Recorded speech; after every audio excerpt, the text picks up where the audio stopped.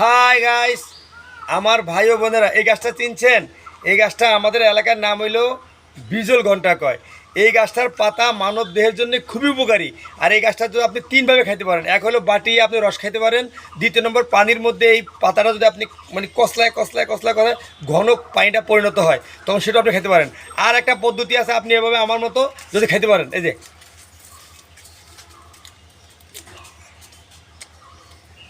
মারাত্মক দেহের উপকার এই গাছের পাতাটা। গাছটাকে আপনারা চিনতে পারছেন?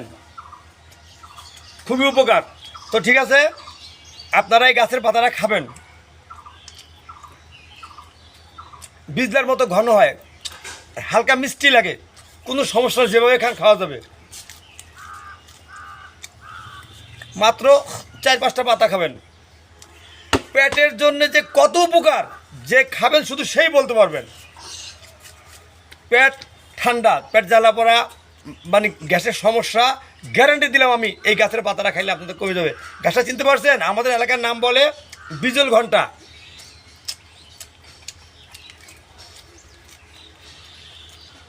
এভাবে খাবেন, কোনো সমস্যা নেই ইনশাল্লাহ।